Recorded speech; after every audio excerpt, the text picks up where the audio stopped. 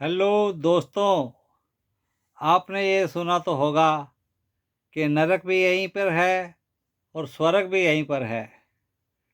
लेकिन कुछ लोग कहते हैं कि स्वर्ग ऊपर है। अगर समझो सोचो तो स्वर्ग भी यहीं पर है, धरती पर ही है। जैसे कि एक आदमी को अपनी तमन्ना पूरी करने में थोड़ा वक्त लगता है तो उसके लिए यहीं पर स्वर्ग है, क्योंकि उसको सारी ज़िंदगी यहीं पर काटनी है इस धरती पर। और इसलिए सोचो तो वो चाहे तो उसको स्वर्ग की तरह जी सकता है, और किस्मत खराब हो तो वो नरक की तरह ही जीनी पड़ती है। लगभग हर आदमी के सपने होते हैं। सपने पूरे हो जाए, चाहे वो थोड़े हो चाहे वो ज़्यादा हो, सपना पूरा होता रहेगा। हर रोज़ खाने पीने को अच्छा मिलता रहेगा।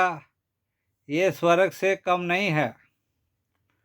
एक गरीब आदमी भी अपना 50-100 रुपये में एंजॉय कर लेता है, और उसके लिए वो स्वर्ग है। उसने समझो उसको दिहाड़ी मिल गई तो दिन में 500 कमाए तो 50-100 रुपये की कुछ खा पी लिया, एंजॉय कर लिया, तो आप समझ रहे होंगे कि वो भी एक स्वर्ग की तरह ही जी रहा है। ये नहीं है कि एक अमीर आदमी ही स्वर्ग की तरह जीता है। अगर वो समझे, सोचे, आगे पीछे देखे, उसका एकदम रिजल्ट निकाले, तो वो एक स्वर्ग की तरह ही जी रहा है। हम कहते हैं कि यार वो टूटे फूटे घर में रह रहा है, या दूसरा देखने वाला कहेगा यार ये तो बेकार आदमी है, छोटा आदमी है। लेकिन नहीं, क्या पता वो आपसे ज़्यादा ही अच्छी तरह जी रहा हो, स्वर्ग की तरह ही जी रहा हो। क्योंकि उसके अंदर टेंशनें इतनी नहीं होंगी जितनी कि कुछ लोगों के अंदर होती हैं। किसी को नौकर रख रखे हैं तो नौकरी निकालने में उसको दिमाग लगेगा, लगाना पड़ेगा, टेंशन लेनी पड़ेगी। अगर बिजनेस में आज 1000 रुपये का मुनाफा नहीं हुआ तो 500 या 400 300 जितनी भी लेबर देनी है, अपने सर्वेंट को देना है, डेली का तनख्वाह देनी है, महीने की काम वाली को देनी है, बर्तन सफाई वाले को देने हैं, राशन पानी वाले को देने हैं। तो एक मीडियम और अमीर आदमी के पास भी टेंशन हो सकती है। ज़रूरी नहीं है कि इनकम होगी तभी वो खर्चे निकाल पाएगा, नहीं तो उसको टेंशन हो जाएगी। अब एक मजदूर आदमी को पता है कि मुझे को 500 रुपये मिल ही रहे हैं, मिलने ही हैं। कुछ लोगों को नहीं मिलती काम, वो एक अलग बात है। लेकिन जो परमानेंट दुकानों पे या कहीं पे फैक्ट्रियों में लगे हुए हैं, उनको तो पता ही है ना कि हमें तो भैया किसी का प्रॉफिट हो या लॉस हो, हमें तो अपनी तनख्वाह से मतलब है। तो तनख्वाह से मतलब है, इसका मतलब है वो एक तरह से स्वर्ग में ही जी रहा है। उसे पता है कि मेरी 15,000 आएंगे तो मैं ये करूँगा वो करूँगा, या डेली का खर्चा पानी करूँगा। तो इसलिए उसके लिए एक स्वर्ग, परमानेंट स्वर्ग है। और एक रिस्क वाला स्वर्ग होता है, वो किसी किसी को नसीब होता है, किसी को नहीं भी होता। क्योंकि उसमें आज प्रॉफिट है कल को लॉस भी है, आज प्रॉफिट है तो कल को लॉस भी है। उसको टेंशनें ज़्यादा होती हैं। चाहे वो पैसा एक दिन कमा भी लेगा, लेकिन वो नरक में ज़्यादा जी रहा है। अगर वो सोचे या दूसरा कोई देखेगा तो यही कहेगा कि यार इसको तो सारा दिन चिंता ही लगी रहती है। अब बताओ, वो लेबर वाला अच्छा, नौकरी वाला अच्छा, और बाकी जिनको टेंशनें रहती हैं वो एक नरक की तरह ही ज़िंदगी गुजारते हैं। इसलिए कहा है कि जितनी चादर उतने ही पैर पसारो।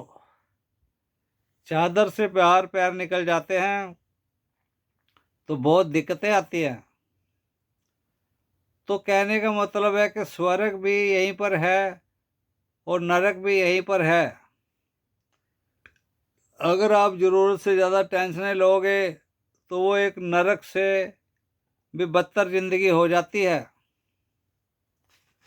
हाँ, टेंशन लेनी पड़ती है, लेकिन उतनी लेनी चाहिए जितनी ज़रूरत है। ये नहीं कि आपकी ज़रूरत तो पूरी हो चुकी है, उसके बाद भी आप मुफ्त की टेंशनें पालने में लगे हुए हो कि पैसा कैसे कमाएंगे, यहाँ से कमा लूँ, वहाँ से कमा लूँ, इधर से कमा लूँ, उधर से कमा लूँ। एक से दो, दो से चार नावों में पैर रखने वाले इधर उधर घूमते ही रहते हैं, छलांगे लगाते ही रहते हैं। और एक दिन छलांग मिस हो गई तो समझो गया पानी में।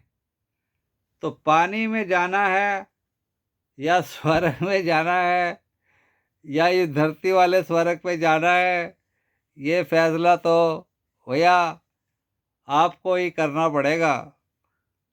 अगर आप किसी के भरोसे बैठे रहे, आप सोचते रहे कि यार मुझे तो ये हेल्प कर देगा, ये मेरा पैसा दे देगा मुझको बिजनेस करने के लिए, उधारी मिल जाएगा, लोन मिल जाएगा, ये कर लूँगा, वो कर लूँगा।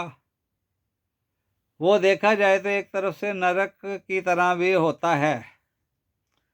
कई बार लॉस ज़्यादा पड़ने पर आदमी कहता है कि ये यार क्या हो गया, मैं कहाँ था कहाँ आ गया, मैं पहले सुखी था अब मैं दुखी राम बन गया।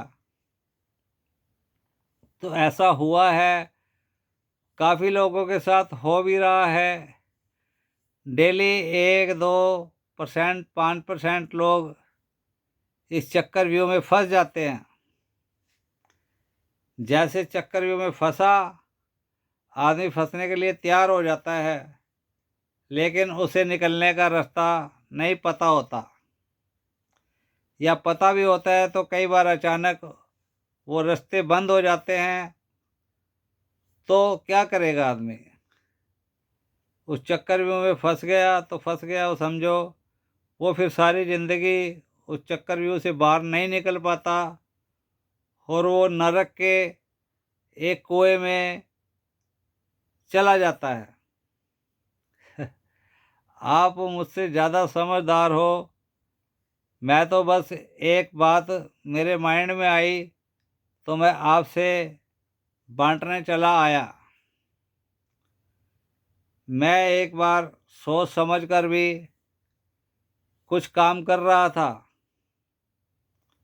लेकिन मुझे लग रहा था कि उसके रिजल्ट 101% अच्छे आएंगे।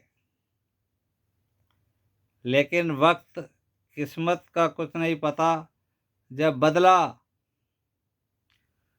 तो मैं भी उस नरक के चक्रव्यूह में फंस गया और कम से कम भी 25-30 साल तक उस चक्रव्यूह से बाहर नहीं निकल पाया। और जब तक निकला तो तब तक सब कुछ खत्म हो चुका था। मेरे को उस चक्रव्यूह से बाहर निकलने के बाद मेरे आगे कुछ भी अच्छा नज़र नहीं आ रहा था। और फिर आता भी क्यों, जब उम्र निकल जाती है, एक जवानी निकल जाती है, तो फिर कुछ भी अच्छा नहीं लगता। फिर वो ज़िंदगी बदतर बन जाती है।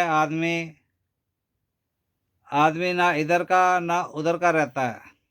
लेकिन ये एक नेचुरली बात है कि उस पिछले जन्मों के कर्म लगा लो या इस जन्म के कर्म लगा लो, उनका फल तो मिलता ही है और हमें उनका भुगतान भी करना पड़ता है, चाहे वो हम किसी भी तरह करें। दुखों के बादल आते देर नहीं लगती, लेकिन जाने में सारी ज़िंदगी चली जाती है। जब आपकी उम्र निकल जाती है उसके बाद खुशियाँ मिल भी जाएं, उनकी कोई वैल्यू नहीं होती, उनका कोई फ़ायदा नहीं होता। लेकिन आदमी कहता है कि जो ज़िंदगी अच्छी निकली या बुरी निकली, चलो मेरी जान तो बची, जान बची तो जहान है। जो मैंने देखा, जो ऊपर वाले ने दिया वो ठीक दिया, मैं उसका शुक्रगुजार हूँ। सबको अच्छी ज़िंदगी मिले, ये मेरी दुआ है। धन्यवाद दोस्तों। कमेंट करना वीडियो कैसी लगी। Okay, bye bye, good night.